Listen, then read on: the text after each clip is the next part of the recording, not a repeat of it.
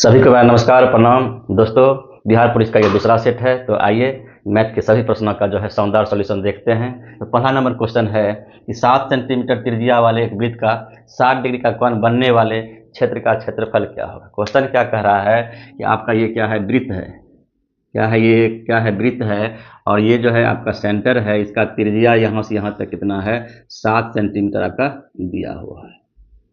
उसके बाद कह रहा कि केंद्र पर 60 डिग्री का कोण बन रहा है। त्रिज्या क्या है आपका, ये भी क्या होगा, त्रिज्या ही होगा। यहाँ 60 डिग्री का क्या हो रहा है, एंगल बन रहा है, कोण बन रहा है। इसके बीच का कह रहा है यही क्षेत्रफल क्या होगा, इसका यही क्षेत्रफल क्या होगा, इसका यही क्षेत्रफल ज्ञात करने के लिए बोल रहा है। तो दोस्तों ये डायरेक्ट क्या होता है, सूत्र पर ये आधारित प्रश्न है। तो क्या होता है, त्रिज्यखंड का क्षेत्रफल बराबर होता है पाई आर स्क्वायर थीटा बटा 360 डिग्री। ये इसका क्या होता है, सूत्र होता है। ये क्या होता है, इसका सूत्र होता है। इसी पर क्या करना है, मान को पुट कर देना है और आपका सवाल बन जाएगा। देखिए कैसे बनेगा। पाई का मान क्या होता है, 22/7 होता है, गुना हो जाएगा ये। आर का मान 7 दिया है तो 7 गुना 7 हो जाएगा। थीटा का मान क्या है, एंगल का मान क्या है आपका, 60 डिग्री है, तो ये क्या हो जाएगा, 60 डिग्री हो जाएगा। नीचे में क्या है, 360 है, 360 दीजिए। देखिए ये जो है 6 बार में आपका क्या हो रहा है, कट रहा है। ये 7 क्या हो रहा है, कट रहा है। फिर देखिए ये 11 दोनों क्या हो रहा है, 22 हो रहा है। ये 3 दोनों क्या हो रहा है, 6 हो रहा है। आपका क्या हो गया, ऊपर में कितना बचा, 11 गुना क्या बचा, 7 बचा। नीचे में क्या बचा आपका, 3 बचा। ये आपका क्या हो जाएगा, 77/3 सेंटीमीटर स्क्वायर हो जाएगा। ये क्या हो गया आपका, ये आंसर हो गया आपका। क्या हो जाएगा आपका, ऑप्शन क्या हो जाएगा, बी नंबर हो जाएगा 77/3 सेंटीमीटर स्क्वायर। तो चलिए आगे बढ़ते हैं। सवाल है, सेना का एक जनरल 36,562 सैनिकों से एक संपूर्ण वर्ग बनाना चाहता है। व्यवस्था के बाद कुछ सिपाही बचे थे, तो कितने सिपाही बचे थे। दोस्तों इस प्रकार के सवाल को क्या करेंगे, हम लोग हमेशा जो है क्या करते हैं, बाय ऑप्शन भी नहीं बनाते हैं। क्या करेंगे, सिर्फ जो है वर्गमूल कर देंगे। और वर्गमूल निकालने के लिए आप लोग जानते ही होंगे कैसे निकालते हैं। देखिए क्या है, 36,000 है और 562 है। तो हम क्या करते हैं, जोड़ा लगाते हैं। तो क्या करते हैं, दायां भाग से क्या करते हैं, जोड़ा लगाते हैं। तो जोड़ा लगा लिए हम लोग। अब इसका क्या करते हैं, वर्गमूल कर देंगे। तो वर्गमूल करेंगे तो क्या होगा, ये एक बार ये 1 हो गया। फिर हम क्या करते हैं, यहाँ 1 देते हैं तो ये 2 हो जाता है। ये 3 में से 1 जाएगा, कितना, 2 हो जाएगा। फिर जो है अंक उतारेंगे, क्या करेंगे, ये दोनों साथ ही उतर जाता है वर्गमूल में। क्या हो जाएगा, 265 हो जाएगा। अब देखिए दोस्तों इसका जो है लगभग मान, अब यहाँ पे क्या रखना है, जो 265 खाएगा तो 29 रखिए। जितना रखिएगा उतना से क्या करेंगे, गुना करके यहाँ पे क्या करना होता है, घटाना होता है। ये क्या हो जाएगा, 81 हो जाएगा। उसके बाद 18 8 26 हो जाएगा, 261 हो गया।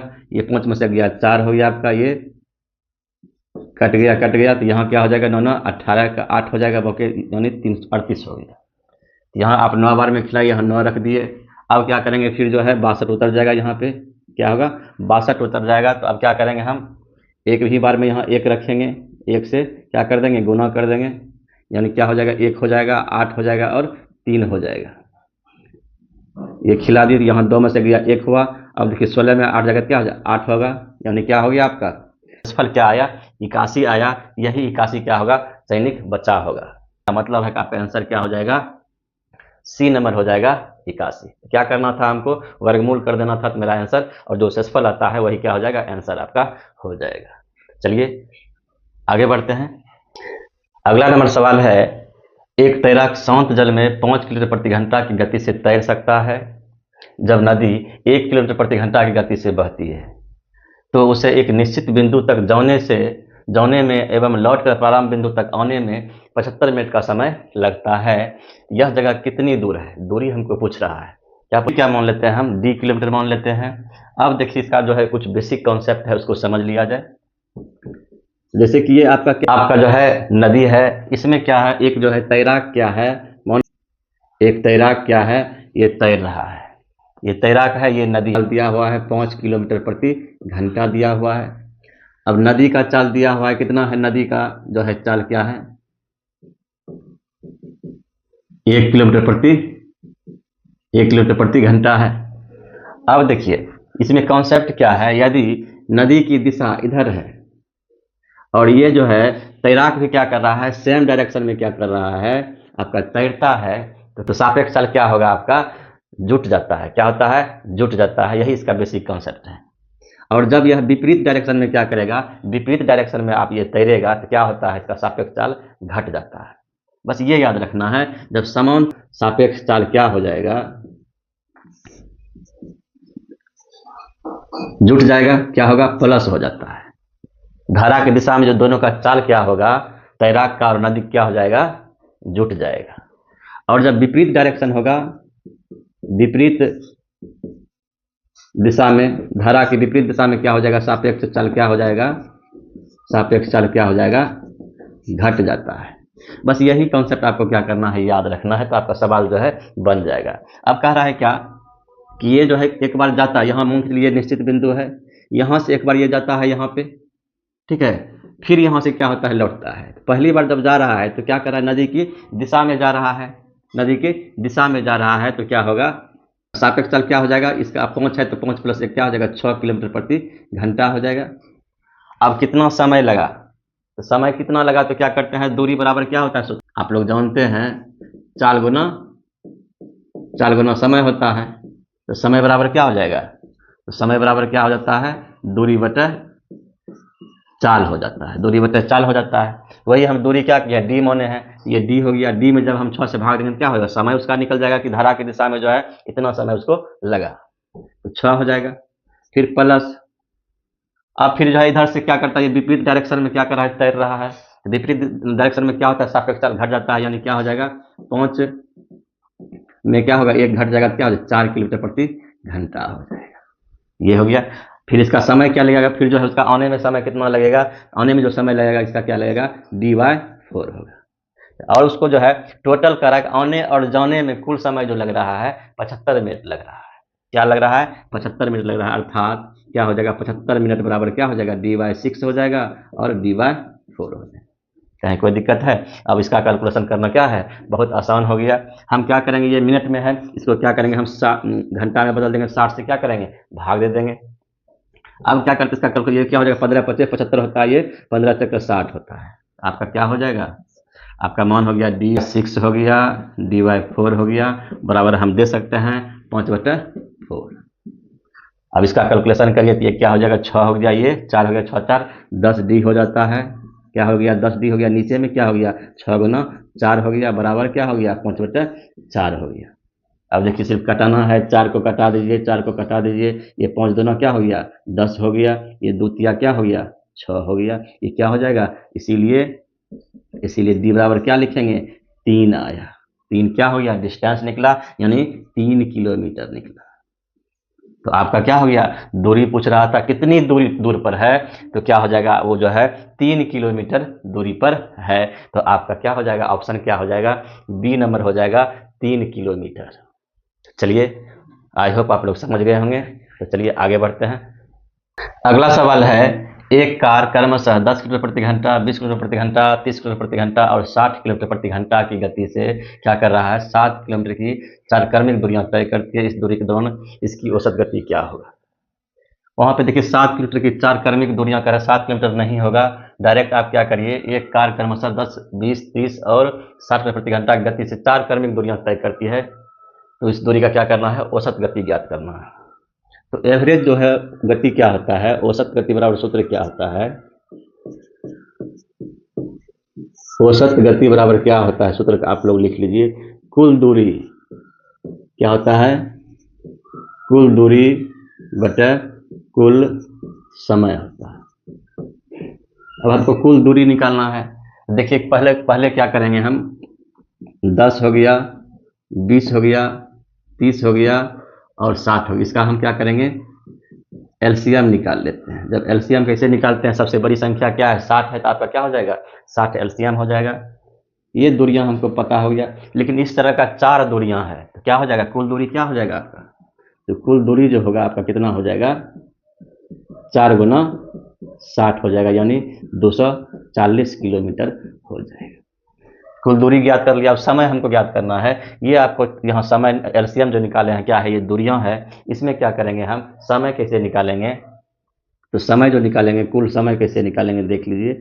आपका क्या निकालेंगे, 60 में क्या करेंगे 10 से भाग दे देंगे, क्या हो गया, ये दूरी बटे क्या हो जाएगा, चाल है, समय निकल जाएगा। फिर क्या करिए 60 में क्या करिए 20 से भाग दे दीजिए, फिर क्या करिए 60 में 30 से भाग दे दीजिए, फिर 60 में 60 से भाग दे दीजिए। ये क्या हो गया, हमको चार समय में अब क्या हो जाएगा मालूम हो जाएगा। तो ये कितना हो जाएगा, ये आपका 6 हो जाएगा। ये क्या हो जाएगा 20 दिया 60 हो जाएगा। ये क्या हो जाएगा 30 दोनों 60 हो जाएगा। ये क्या हो जाएगा 1 हो जाएगा। ये क्या 2 हो गया, ये 1 हो गया। ये क्या हो गया आपका 6 3 9 1 10 2 12 हो गया। ये 12 घंटा क्या हो गया आपका टोटल समय हो गया। टोटल क्या हो गया, समय हो गया। तो एवरेज अब निकाल सकते हैं। अब एवरेज क्या हम लिख दिए हैं, सूत्र क्या होता है। अब क्या होगा, एवरेज हम निकाल सकते हैं। कैसे निकाल लेंगे, एवरेज कैसे निकालेंगे, कुल दूरी आपका क्या हो गया 240 हो गया। 240 कुल समय कितना है 12 है। तो क्या हो जाएगा आपका 12 दूना 24, यानी 20 बार में ये कैंसिल हो जाएगा। यानी क्या हो जाएगा 20 किलोमीटर प्रति घंटा। क्या हो गया आपका जो एवरेज स्पीड है, औसत गति क्या है इसका 20 किलोमीटर प्रति घंटा हो गया। तो आपका आंसर क्या हो जाएगा, बी नंबर हो जाएगा 20 किलोमीटर प्रति घंटा। अगला सवाल है, और ये एपी का सवाल है। करेक्ट, यदि अनुक्रम ए माइनस बी, ए माइनस 2b, ए माइनस 3b डॉट डॉट का 10वां पद का क्या कर रहा है, 10वां पद क्या है 20 है, और 20वां पद क्या है 10 है, तो श्रृंखला का जो है एक्सवां पद क्या होगा, श्रृंखला का एक्सवां पद क्या होगा, ये निकालना है। तो कैसे निकालेंगे, देखिए एपी का जो है 10वां पद का रहा है। 10वां पद का सूत्र क्या होता है, ए प्लस 9b हो जाएगा। ये आपका क्या दिया हुआ है 20 दिया हुआ है।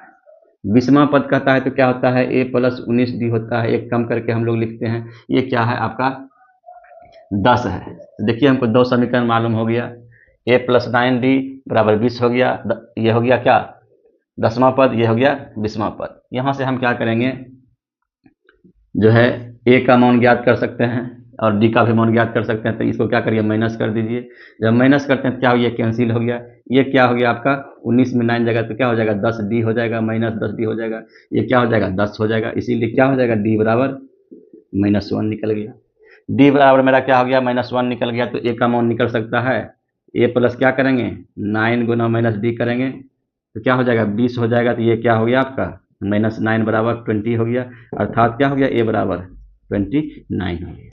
अब कह रहा है एक्सवां पद क्या होगा, क्या कह रहा है एक्सवां पद क्या करेंगे हम, क्या सूत्र होता है ए प्लस n-1 इंटू डी होता है।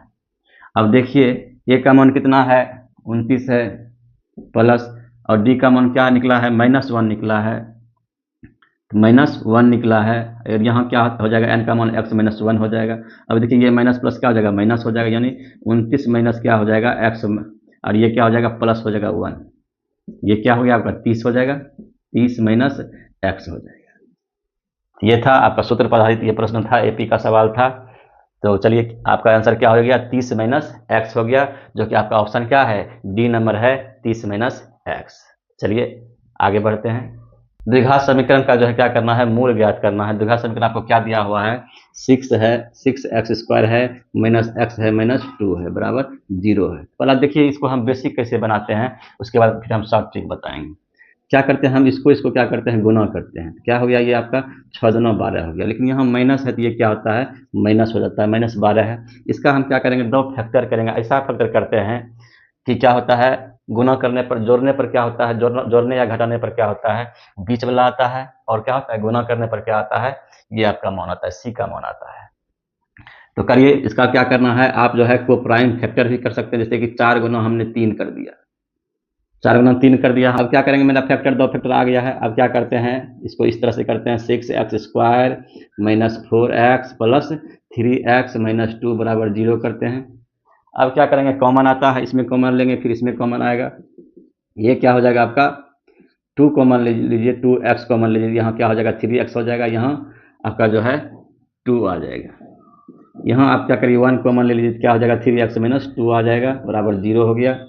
अब फिर क्या करते हैं 2x हो गया प्लस 1, इसको एक बार लिखते हैं। इसको क्या करते हैं 3x माइनस 2 लिखते हैं बराबर 0 करते हैं। फिर अलग अलग क्या करते हैं हम 0 के बराबर दोनों को करते हैं, तो मेरा शून्य की मेरा मूल क्या होता है निकल जाता है। तो क्या करेंगे एक बार 2x प्लस 1 बराबर 0 करते हैं, एक बार क्या करते हैं 3x माइनस 2 बराबर क्या करते हैं 0 करते हैं। अब देखिए यहाँ से फिर मेरा x का मान आ जाएगा, तो ये क्या हो जाएगा 2x बराबर आपका -1 हो जाएगा। ये क्या हो जाएगा, इसीलिए x बराबर क्या हो जाएगा -1/2 आ जाएगा। फिर यहाँ से भी x का मान आएगा तो क्या हो जाएगा, यहाँ आपका 3x बराबर क्या हो जाएगा 2 हो जाएगा, इसीलिए x बराबर क्या हो जाएगा 2/3 आ जाएगा। तो आपका जो है x का 2 मूल निकला। क्या क्या मूल निकला,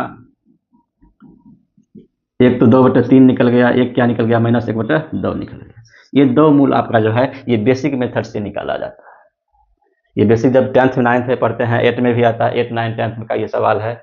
ये बेसिक मेथड था, लेकिन आप जब कंपटीशन में बैठते हैं इस तरह आपको नहीं करना है। क्या क्या करना है ये देखिए, आपका सवाल दिया हुआ है, क्या दिया हुआ है 6x² - x - 2 बराबर 0 दिया हुआ है। पहला स्टेप में हम क्या करते हैं, इसका क्या करते हैं, गुना करते हैं, 6 × 2 करते हैं। पहला स्टेप में क्या करते हैं हम, c गुना x² का क्या करते हैं, गुना का, ये संख्या से हम क्या करते हैं, गुना करते हैं।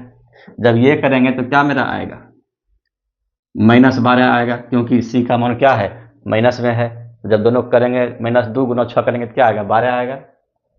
अब क्या करते हैं हम, इसका फैक्टर करते हैं। क्या करते हैं, फैक्टर करते हैं। फैक्टर करेंगे तो क्या आ जाएगा, ये 4 × 3 आएगा, 4 × 3 आएगा। अब सवाल उठता है कि माइनस का निर्धारण हम कैसे करते हैं। यहाँ पे लिखिए, क्या लिखिए एक स्टेप कि साइन का क्या करेंगे, हम साइन का निर्धारण करेंगे। क्या करेंगे, साइन का क्या करेंगे, निर्धारण करेंगे। अब देखिए, यदि यहाँ पे हम 3 में माइनस देते हैं और 4 को हम प्लस रखते हैं तो क्या मान आएगा, 1 आएगा, +1 आएगा। जबकि यहाँ क्या है, -1 है। जब -1 है तो हम क्या करेंगे, इसमें बड़ी संख्या में क्या लगाएंगे, माइनस लगाएंगे। यहाँ क्या हो गया आपका -4 हो गया, यहाँ क्या हो जाएगा +3 हो गया। ये आप समझ गए। अब क्या करते हैं, अपोजिट साइन लेते हैं। क्या करते हैं, अपोजिट साइन लेते हैं। हम स्टेप बाय लिख देते हैं, और ये सब कार्य क्या करना है, माइंड में ही करना होता है, और आप विदिन 5 सेकेंड में जो है इसका आंसर दे सकते हैं। क्या करते हैं, अपोजिट साइन लेते हैं, यानी चिन्ह को क्या करते हैं हम लोग बदल देते हैं। ये क्या हो गया आपका, चिन्ह जब बदलेंगे तो ये क्या हो जाएगा, प्लस हो जाएगा 4, ये क्या हो जाएगा, माइनस हो जाएगा 3। अब क्या करेंगे, दोनों मूल में जो है क्या करेंगे, x² के गुणांक से भाग देते हैं। क्या करेंगे, x² के गुणांक से क्या करते हैं, भाग देते हैं।